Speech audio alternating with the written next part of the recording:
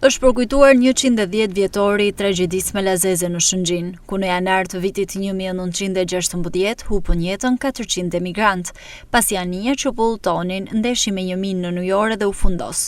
Në nderim të viktimave, autoritetet malazeze dhe shqiptare, si dhe pasardhës të viktimave, bën homazhe dhe hollën kurora me lule në det, duke sjellë në kujtesë atë ngjarje, e cila konsiderohet si më tragjike në historinë e shtetit malazez. Përfaqësuesi i pakicës malazeze në Shqipëri, Marinko Culafic, tha se emigrantët, të cilët u nisën nga Amerika për të luftuar në mbrojtje të atdheut të tyre, janë një shembull frymëzimi, ndërsa u shpreh se do të vijojnë përpjekjet për ngritjen e një memoriali përkujtimor për viktimat e kësaj ngjarje tragjike.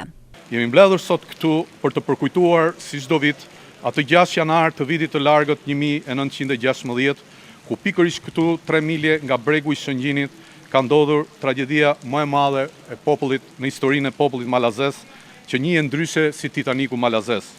Anija Brindisi, që vinte nga Italia e mbushur me emigrant malazez të ardhur nga Amerika, ndeshi me një minë në ujore dhe u shkatrua pothuajse plotësisht.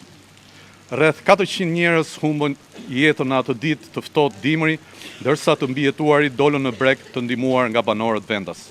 Nderim të përjetshëm për ata heroj që lanë gjithçka në Amerikën e largët për t'u përgjigjur thirrjes së tyre të atdheut të tyre malit të zi, pavarësia e të cilit rrezikoi nga ushtritë e fuqive të mëdha. Ata janë një shembull frymëzimi për ne dhe brezat që do të vinë. Në këtë 110 vjetor ende nuk kemi mundur të vendosim një pllak përkujtimore ku të mundemi në vazhdim të vendosim kurorat me lule. Për realizimin e këtij objektivi duhet të vazhdojmë përpjekjet e përbashkëta midis dy qeverive dhe institucioneve përkatëse për vendosjen e memorialit në nderim të herojve që dhanë jetën e tyre në tragjedinë e Medovës. Emigrantët që u mbytën në det 3 milje larg Shëngjinit po vinin nga Amerika për të luftuar në mal të zi, pavarësia e të cilit rrezikohej nga ushtritë e fuqive të mëdha, ndërsa nga kjo ngjarje asnjëri prej tyre nuk arriti të shpëtonte.